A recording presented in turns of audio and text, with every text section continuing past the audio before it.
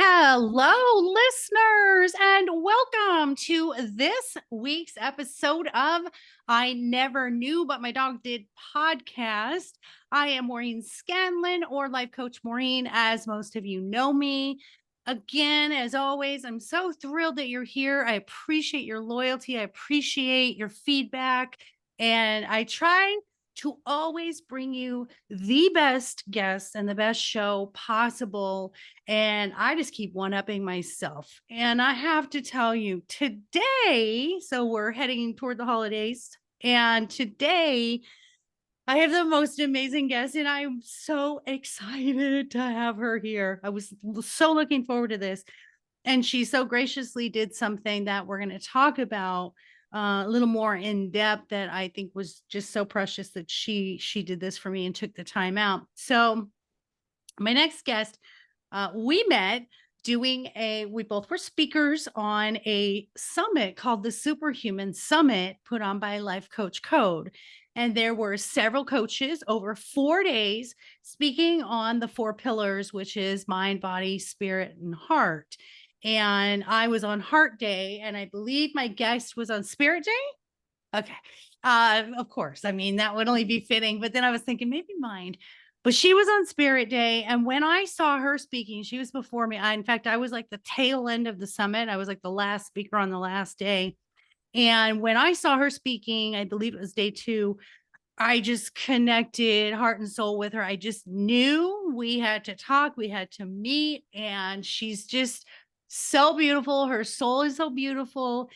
Wait until you hear what she does. So today I'm talking with Lauren Wenzell, and she is a clairvoyant life coach and transformation specialist, the owner and founder of Transfiguration Coaching.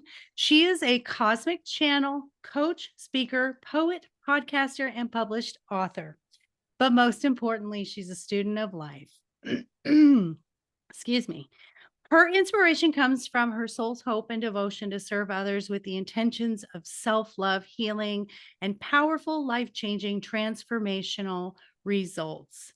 I love everything about that. She's a certified soul realignment practitioner that provides soul level information along with her coaching. See, I love the niches. I love the coaching because there are so many niches and so many different ways that you can heal and grow. And I just love this. So her clients gain clarity, recognition, healing, karma clearing, expansion, and much, much more through her work with them.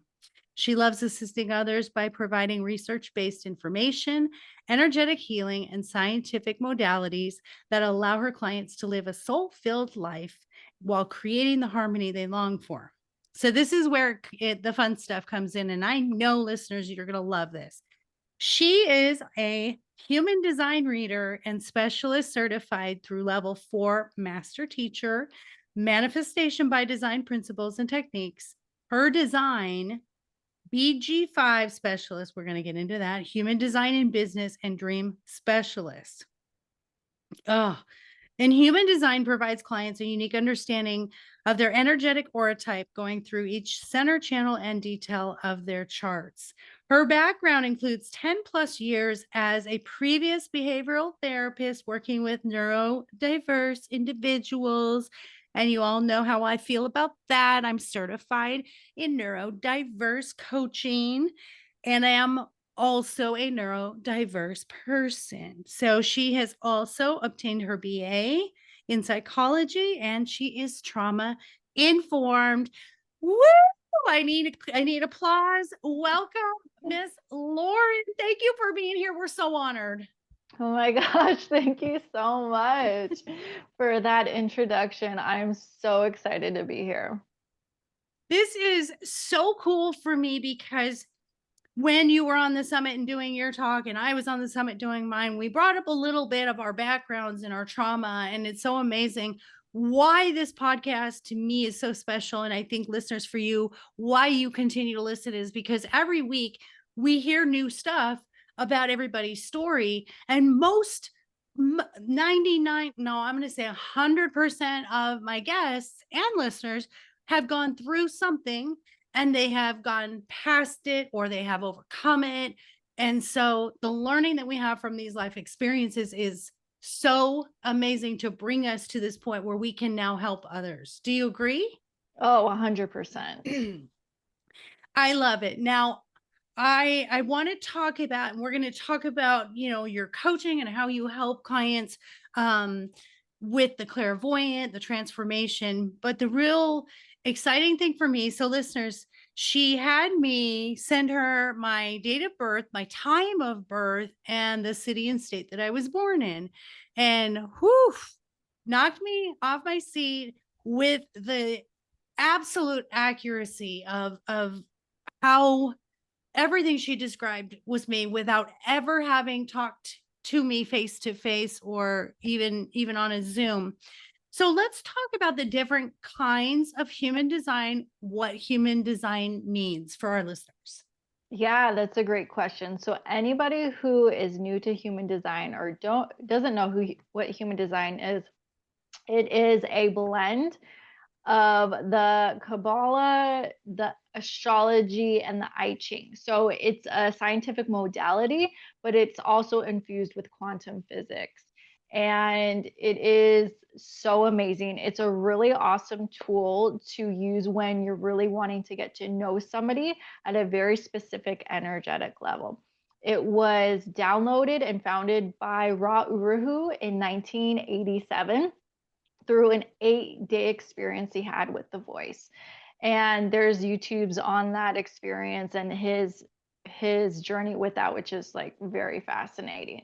So he was a manifester in human design, and that was his design. He was here to manifest this system. And I believe there were other people who had tried to download this system, but it's very, very intense. I mean, imagine 8 days of just constant information coming into your system for you to share with the world. So it definitely takes a manifester to be able to download that, initiate that, and inform people.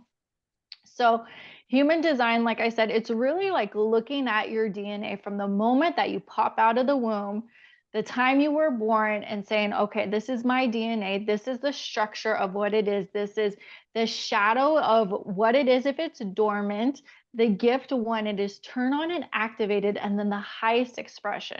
So you could literally be in your not self your whole life and look at your design, or when you get introduced into human design, you could really contemplate, like, oh, I have all these gifts. Oh, this is kind of true. Oh, I noticed this. And then you see what happens when you're not really leaning into it. And then something starts activating in your DNA and things start waking up. And you're like, okay, this is actually who I was designed to be. It probably was just suppressed or conditioned out of me. And so the most important thing when you start living your design is to know your type, your strategy, and your inner authority. So there are 5 types in human design. First, we have the manifestors, who are about 9 to 10% of the population. They're the types that are here to just do it. They don't have any weighting in their strategy. They are a non-energy type though, so they do need to rest during their manifestations and urges. Then we have the projectors. They're about 20% of the population, and they're the newest aura type to this system. So going back a little bit, we went from a 7-centered being. So I don't know if anybody is familiar with the 7 chakras, the 7 chakra system. So we went from a 7-centered being to a 9-centered being in human design. And this is where the projector comes in. And the projector is a very interesting aura type. They're a non-energy type, and they are made for the other.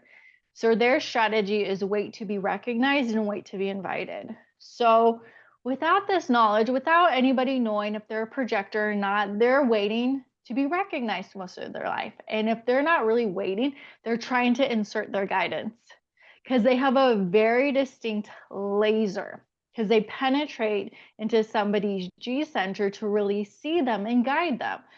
And it really is a gift. Like the projectors are really the gift to the other because they just want them to be in their theme, which most for the energy type. So it's like satisfaction. It's like, how can I really guide you to use your energy to feel more satisfied? But if that's not being recognized, if that's not giving consent to the projector might feel bitter. and think and have all these stories of like nobody recognizes me, I don't know who I am, because the energy type and other types will recognize the gifts in the projector. And so if that's not being recognized and somebody's in their bitterness, because that's the not self of the projector, it can be very, very painful for a projector. So I'm a projector, I'm a mental projector. So when I found out I was a projector and I started learning about it, I was like, oh my gosh, my whole life makes sense.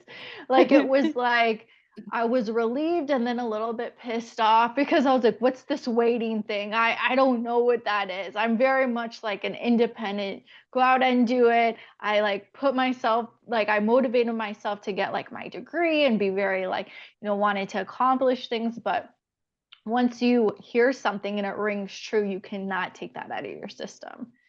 And so I kept getting all these confirmations of like, hey, you're not waiting.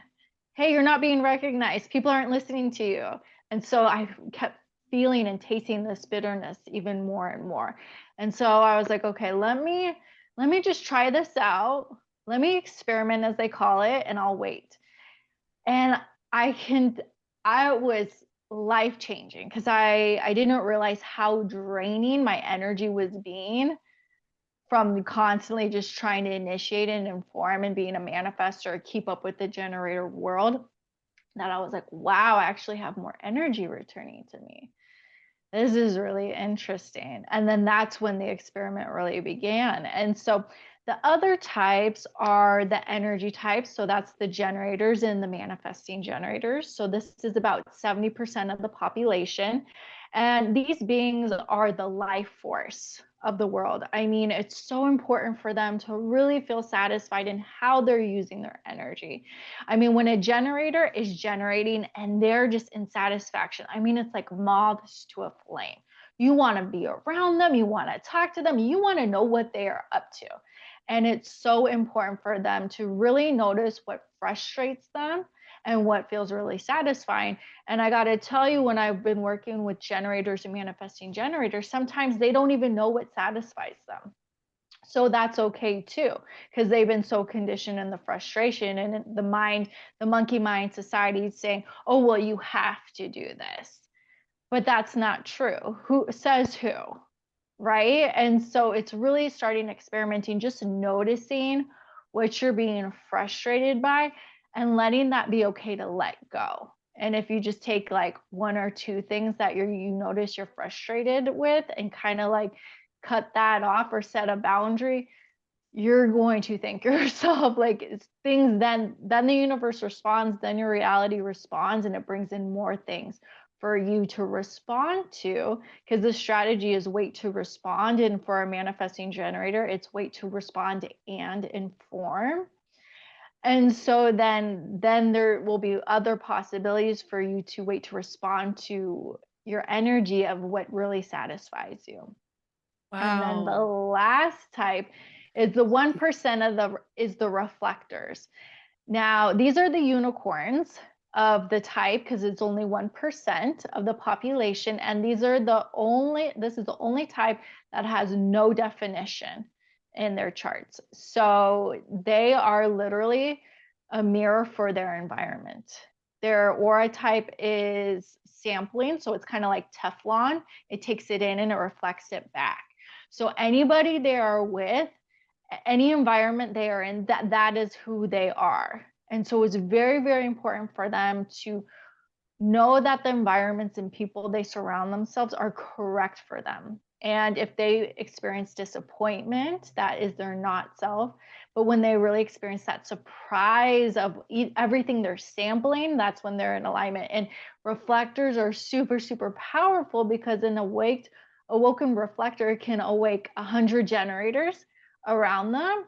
Or if they're in their not self, they can keep 100 generators asleep because that's how intense their aura is. Wow. I feel like when you were saying that, that maybe my husband might be a reflector.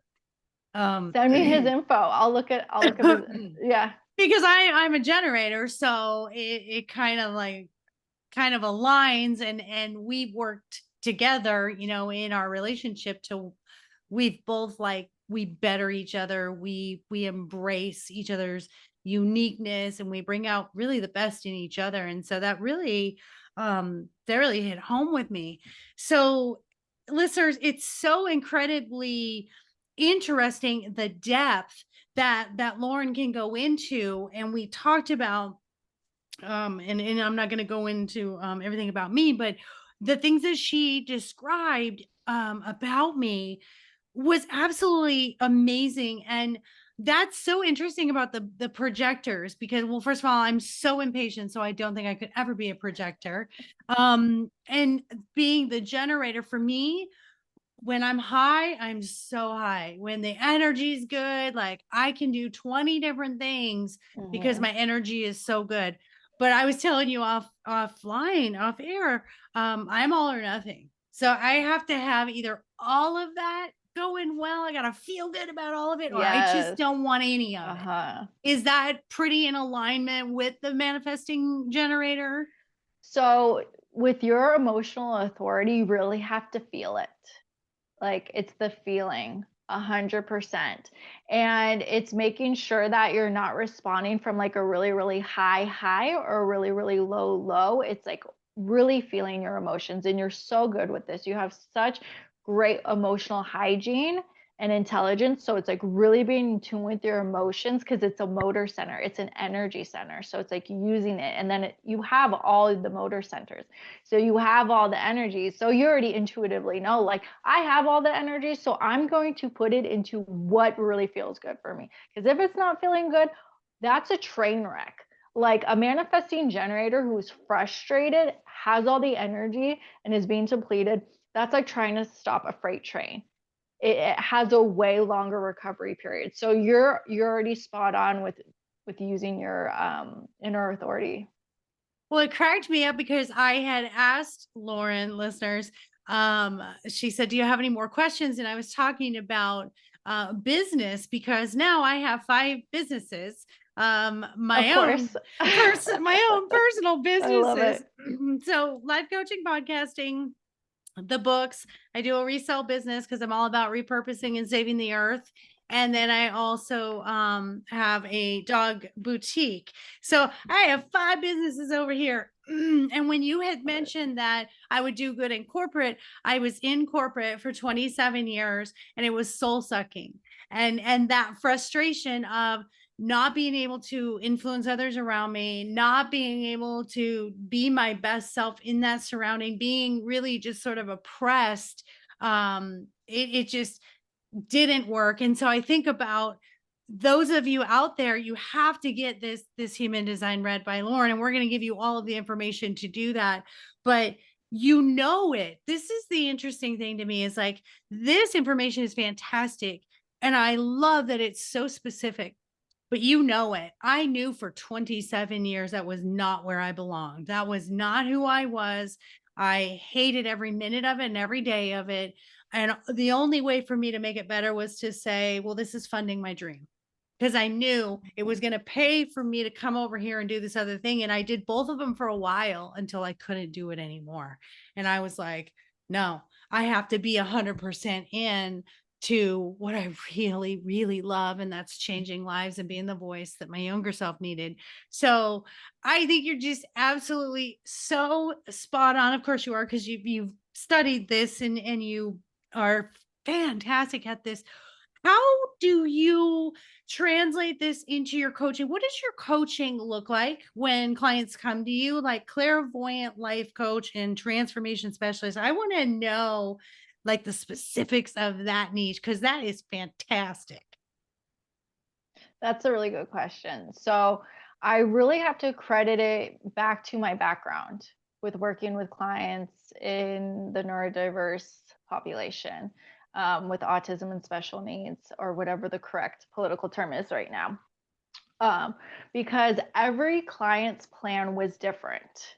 No client had the same behavior plan, the same anything. And I was like, this is so interesting because we're looking at everybody's individual needs and catering a plan to them. Well, when you look at society, that's quite the opposite. And it's like, all right, you want to be successful? Here is the cookie cutter box. You need to get into it, and if you can't, something's wrong with you. Yeah, here's how you conform. And in the educational system with the little ones, myself included with having a son with ADHD, the IEP, you know, Mhm. that thank goodness it was looking a little bit better at saying what can we do individually to help your child, but it was still sort of the idea of Right. can we get them to how can we get them to conform with as little accommodations as necessary. Right. So there's still holes in the system for sure. That's why one of the reasons why I left my previous profession. But I looked at that and I was like, this is what humans need. This is what they really need, to look at their own individual needs. And how do I know what their individual needs are? I can look up their soul gifts and I can look up their human design. And that's when the juicy stuff happens. And then I ask them, well, what do you want to work on? What do you want to create in the next 3 to 6 months?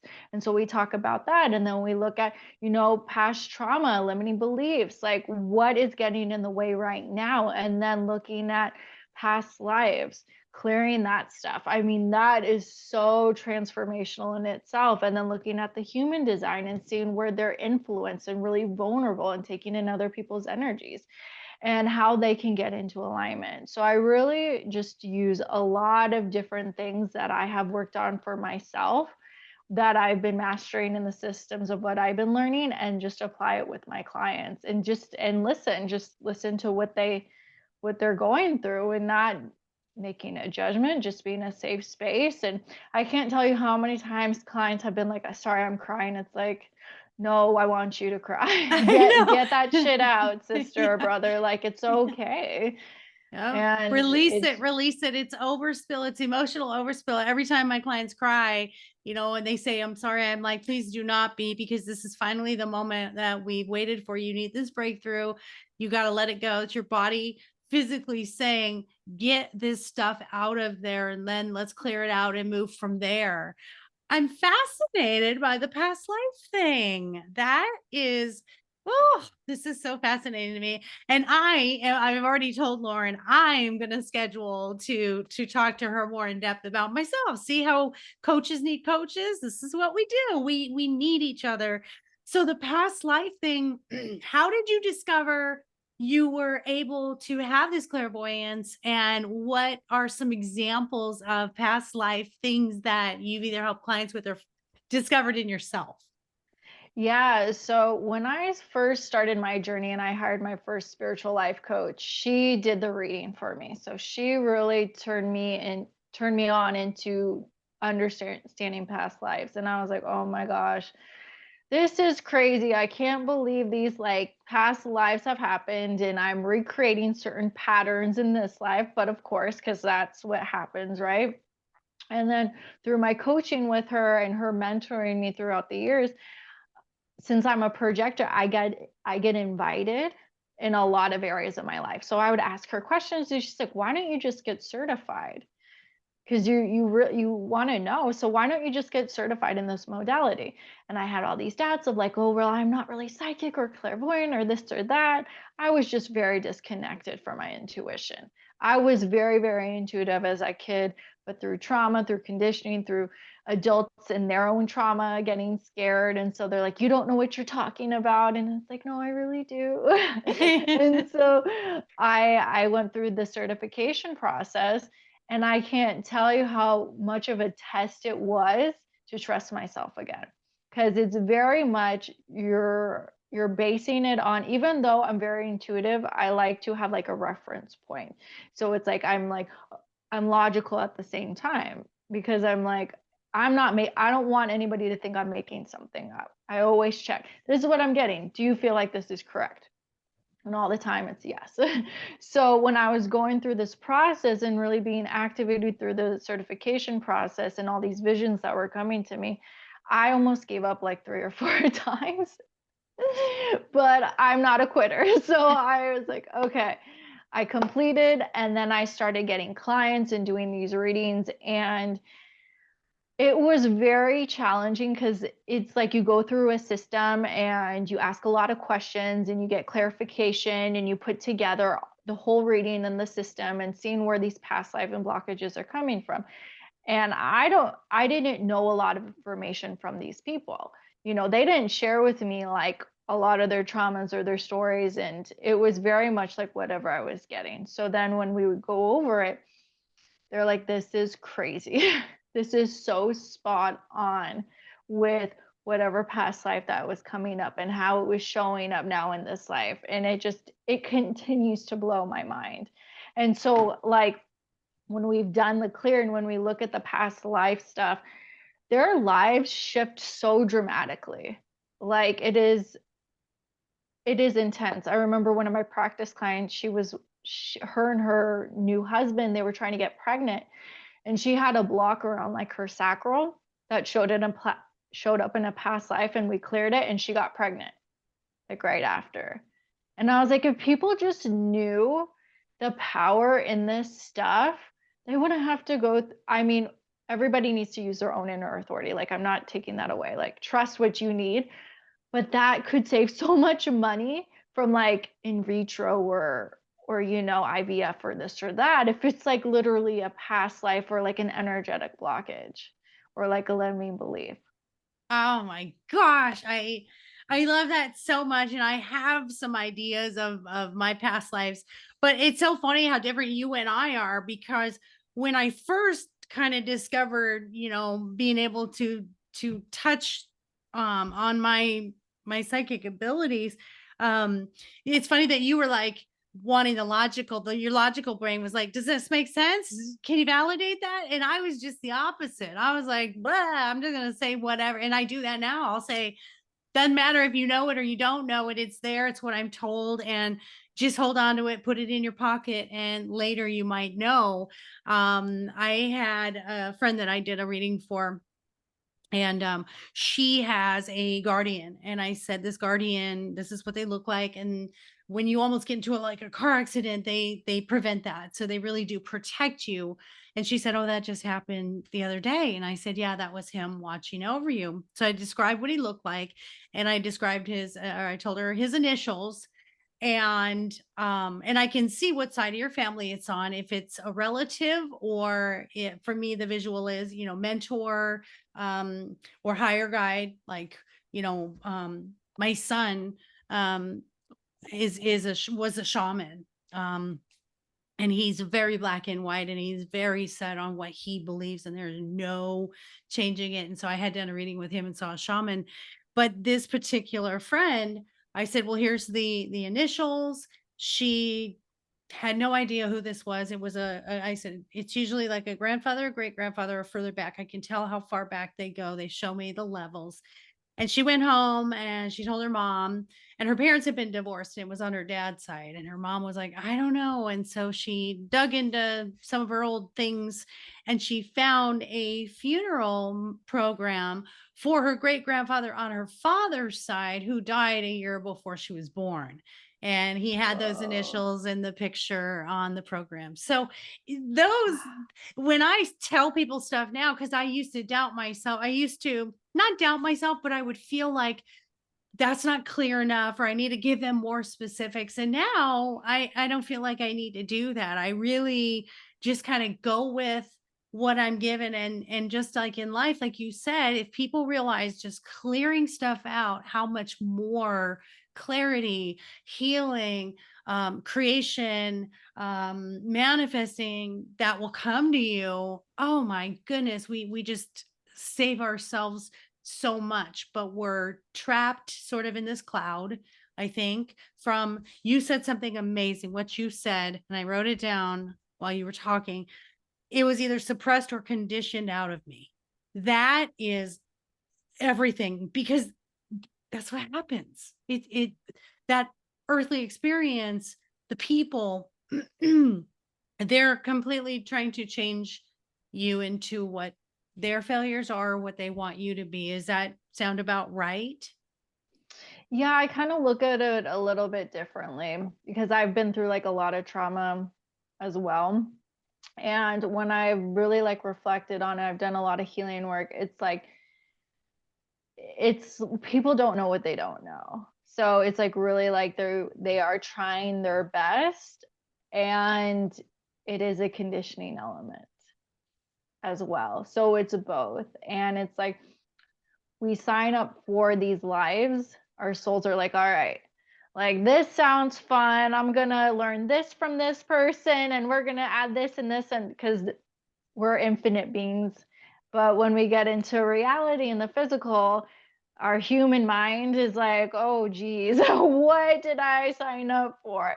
And so it's really looking at, well, what was the lesson that this person taught me? And really like looking at it from that lens and seeing, because the conditioning, if we get stuck in the conditioning and we're just there, then we're just being conditioned and we're a victim of life. But when we're really looking at the conditioning and we're asking, okay, what is the lesson here? What is the gift here? Because that's how you transmute it all. It's like really looking for the gratitude, and the mind and the ego will fight because it wants to be right, but you transcend all that with gratitude, and you really see, if I didn't go through this, I wouldn't be able to help people in this way, or wouldn't even know how to be this.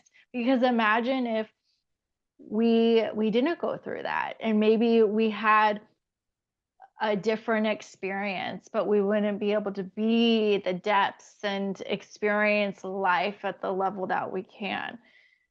So conditioning, I mean, it's rough for everybody to go through, but it is so possible, and what a gift it is to have this intel right now, so now we can choose. It's like, oh wow, I never knew. How awesome. And now I'm going to give myself like 7 years, 10 years, 20 years, for the rest of my life now I, to go I through love it. that so much. And I was just thinking, we have no idea. It's always like things that are happening behind the curtain on a play, all those things that had to happen, all those synchronicities that aligned for us wanting to fulfill that contract that we had coming here and the lessons. Excuse me. I'm reminded of a movie, and I don't know if you're familiar with it, but it is the coolest thing. And listeners, I would suggest to everybody to go check this movie out. I think it's on Netflix, like one of the older ones. It's from like 1991, and it had Meryl Streep and Albert Brooks in it, and I forget who the other actor was, and I can't even remember the name of it.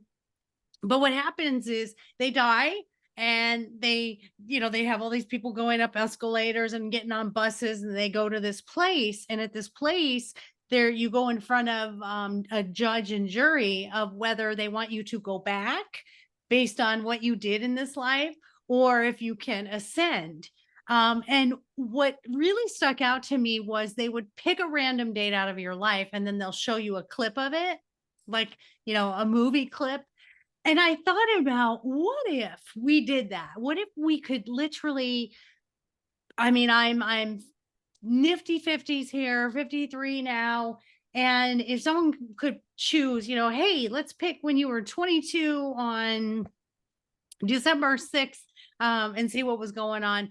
I mean, I think, like you said, the transmuting is that we have to every day think about, if we pulled this clip out of today, what was I doing that mattered? What was I doing that made a difference? Because staying in that other place of not fulfilling what we came here to do, um, it like you said, all of these different types of human design. I love what you said about the non-self, and the non-self equaling, what was it? With the different human design types, like the non-self part, or the shadow. That was it. What was the shadow thing? So the not self of each design, so it's all the lower energy feelings. So like for a projector, the not self will be bitterness. Oh, The okay. generator, the not self will be frustration. The manifester, the not self will be anger. And then the not self for the reflector will be disappointment. But where the shadows come in is it's a little more deeper when somebody's really going in through their human design. So it could be their dormant gates. So it's a gate that is off an undefined center and they're not activated, or it could be a hanging gate that is in the not self, so it's attracting the other part. So for example, this is a little bit deeper, but for example, my G center. So the G center has to do with your identity, self-love, and direction. So anybody who has this white or has like a gate and it's white, or a couple gates or whatever, and it's white off this center, it's the diamond, it's in the middle of somebody's chart. And if they have a hanging gate and they're in their not self, they're going to be drawing in a lot of the shadow of the other gate they're looking for. So my G center, I only have one gate off of it. It's the gate 25, and that's all about universal love. So when I didn't know I was a projector, the hanging gate that connects that to make a channel is the gate of shock. So I was attracting so much shock into my life. And it was shock to my sense of self-love, to my body, of what I felt of myself. But then really aligning to myself and my design, and really giving myself permission to activate my dormant gate, to really trust life again, to have my connection to spirit, to forgive, to really see the purpose in all my trauma and all my things that I went through so I could transcend it. And that's when I was able to really go into the gift of the gate 25, and not in the shadow of being shocked by the 51, if that makes sense. No, oh my gosh, listeners, are you guys as fascinated? I could listen to her do this all day long. Like this is really this this scientific study. I mean, how amazing that this was brought in 1987, and that you and so many others really have delved into this to keep this alive, to really now spread it to help others and to understand ourselves so much better. And I'm just I could listen to this forever, but Mhm. that's so very true that when we stay in those places of victimization, self-pity, low self-worth, um, we are not fulfilling, and we are dormant. The gates are dormant of what our passion and our purpose is, to really come here and do something. And hey, listeners, if I were to pull any date in your life and do a little movie clip of it, make sure that from here on out, that movie clip is worth watching and it's worthwhile, and that you're doing something that fulfills what you came here to do and what your soul asked to do. So I think that is so fantastic. So I want to talk about, so you are an author. Tell us about that. Tell us how to find you, how to set up coaching with you. Give me everything that we need to know to get near Miss Lauren and Mhm. find all of this stuff out for ourselves. So I had published a poem in a book like years ago. So, and then I was working on a book, but then that got paused. So I'm not sure if that's ever going to be published, or if my direction and my invitation will be elsewhere. So I will definitely let you know when that happens. Um, I have a podcast out right now with my co-host Vicky. It's called AuricSleuths, and that's on YouTube and Spotify, and that's all about human design. So if you're wanting to get into human design, if you are sort of well versed, we go into really different rabbit holes. It's like leading edge, even in human design. What we're uncovering, that is just shifting so much. It's really looking at human design and healing your health, seeing where your vulnerabilities are, seeing what, you know, and I don't want to like bash any systems, because they have a purpose and they try their best and they're super supportive. But I do believe like misdiagnosis and putting people in boxes and saying like, oh, well, you have this, or like, it's this, and you don't look at your DNA and like where you're actually getting conditioned and amplified. Because for the longest time, I thought I had depression. I thought I was super, super anxious. I was on and off medication since I was like 17 till I was like 30, 31. And then when I found out I was non emotional in human design, I was like, I'm the biggest drama queen. Like, I cry so freaking much. I'm emotional roller coaster. I'm emotional wreck. But since I was completely open in my emotional center, I was just taking in and amplifying all the emotions around me. And so when I found that out, I was like, oh my gosh, I can't believe I'm not emotional. And ever since then, it was such a gift to know this stuff, because at my core, I'm pretty calm and cool.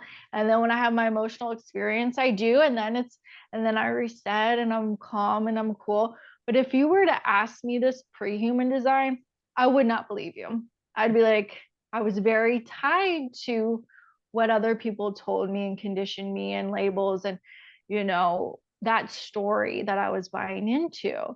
And so we look at all these different things and we see, like, okay, I'm actually this, or, this diagnosis. Let me look at it at my chart and just see like how my energy is designed. And Yes. it helps, like, you know, using your inner authority if you want to like shift your medication or your medicine, or what your like supplements, or what your nourishment is really needed for your vehicle in your body. And I'm a heretic. I'm a 5-1 in human design. So I'm really here to bring this information with a passion. I'm like, I know this stuff. Try it on. Like, I believe everybody deserves to have their autonomy, their sovereignty, so feel so fucking self-empowered to live. Like, nobody should make you feel like you have to be scared, or you have to surrender your autonomy or your inner power to anybody else. That's not how we're designed. And my ears are like ringing really loud I right know, now as I've I got say full that. body chills. So yeah, they're supporting us for sure. And that's on YouTube. So that's AuricSleuths, guys. I'll have that link. And then her website is laurenwenzell.com, because I found it today before we got on. So and all of her coaching is there. She's got the packages that she offers, all the things that she does. What I love is that you're bringing science into something where I'm a feeler and I'm like, just feel your way through it. And you're like, no, let's logic, let's use some science. And that's the beauty of this, because there's people that need more of that. They need more of the quantum information. My husband, um, oh my gosh, I just blanked out. My husband, the engineer, needs more of the logic, Mhm. and then there's the feelers out there like me. We just feel our way through life, and they're gonna resonate more with that. So I just love that so much. So guys, I'm gonna have all of her stuff up on all the links up for you guys to get a hold of her. And I just I can't wait for all of you to reach out to her. So Miss Lauren, sorry, I have a frog in my throat. What we do here on Ink is pretty heavy, and this was pretty heavy. So I like to end it on a very light note. I always do little segments, and this little segment that I'm doing currently is called That Tastes Funny. And what that entails is something that you like that most people would not eat, or something that most people like that you would not eat. So, what do you have for me? So I don't do this anymore. But when I was little, I would put pickles in my burritos. I could see that. It's like pickled jalapenos almost, right? Yeah. Pickles in your burrito. Now, today you wouldn't do that, but I kind of, if you have to be a really aficionado of pickles to be able to put that I in. love pickles. Like, I can just eat pickles and tuna fish just straight up. Dill or sweet? Dill. Okay. How do you feel about sweet pickles? I'm not a fan. Ah, see, there we go. That tastes funny. So, someone who is a dill pickle aficionado is not a fan. That's funny that you said I'm not a fan, because my grandson is a pretty choosy eater. And when I make dinner and he doesn't eat it all, I know something's off. Because he's a teenager, he's 16. The boy eats, like, we call it his first dinner, his second dinner, and his third dinner. And so I'll say, why didn't you eat your dinner? And he'll go, I'm not a fan. And I'm like, oh, trigger, trigger. I've got to keep going. But no, that's funny because I am partial to sweet pickles and not dill pickles. Now, the real crunchy dill pickles, I can do that. But what I used to do was wrap them in cheese and put it on a sandwich with mayo, or like on bread with mayo with cheese and then a pickle in the middle, and just eat a pickle sandwich. So I am kind of there with you Love it. on the dill pickles. Well, thank you for all of the information, and I can't thank you enough. We are so honored to have you. We are so Oh, thank grateful you. for all of your knowledge, for the light you bring to the world, and for just everything that you're doing. And I'm so happy we cross paths and we are connected from here on out. So everyone knows once you're a guest that we're connected for life and we're soul family. So I can't thank you enough. And I'm gonna find out more from you about some other things. I wanna explore my past life stuff. So Yeah. we're gonna schedule Thank you that. so much, Maureen. It's such a joy to be with you. I feel so honored to be in this space. And thank you so much for inviting me. Oh my gosh, absolutely. And what you bring, what you brought to my listeners today, and to everyone that's going to hear and see you on YouTube. I couldn't be more grateful. And I always know that alignment is there and it is brought for that reason, that someone needed to hear it today. So, listeners, if that someone is you, please reach out. Let me know what you thought of Lauren. And if you want to reach out to her, feel free to contact me or contact her. And listeners, I can't express, and this is a double negative, I shouldn't say that. I'd like to express how grateful I am for you and how you have really built this community and this podcast. And we have all 5 stars, and we just made it in the top 50 on Good Pods in spiritual mental health, and I can't remember what the other ones were. So that was really super cool. So guys, if you love the podcast, reviews are fantastic. So go to Good Pods because they don't get enough recognition, I don't think, as some of the other platforms. So Good Pods and Apple, leave those reviews because that helps me to bring you more. And back to a little bit of housekeeping again. If you need any confidence coaching, dating coaching, relationship coaching, you know where to find me, lifecoachmaureen.com. And the books are My Dog is More Enlightened Than I Am, and My Dog is My Relationship Coach. It's a great gift for Christmas because it's going to really help those in your life and yourself in those long-term relationships, dating relationships, committed relationships, to really have the healthiest relationship that you seek and deserve. So go get My Dog is My Relationship Coach. And our new one is our children's book. My Dog Bexley is just like me, teaching children mindfulness, that emotions and self-care is important. The fun about the book is it's repetitive. It helps them to learn reading, and you can replace Bexley with your own dog's name for more engagement. So I thank you all so much. Do not forget to go to our doggy boutique where we have healthy treats, paw balm, hypoallergenic homemade shampoos, and we just created some new products and you're going to love them. They are collar scrunchy covers, and your doggy will be the most fashionable dog in the dog park. I'm just saying. Along with those doggy scrunchies, we have human scrunchies. So you and your dog will be the talk of the dog park. I'm just saying. So that's at mydogiseverything.net. So I love you all for listening. I thank you from the bottom of my heart for being you and for being here with me and joining my beautiful, beautiful Miss Lauren today. And if you'd like to be a guest, please reach out. Please contact us. And if you have a topic you want me to cover, let me know. We will do that as well. So yeah, I love feedback, positive vibes, positive energy, because I am a manifesting generator. So I do appreciate positive energy. So let's just keep that in mind. Wink, wink. So I love you all. And until next week, you guys take care of yourselves, take care of each other. Most of all, please take care of those furry babies and be sure you adopt and don't shop. I love you all. Mwah.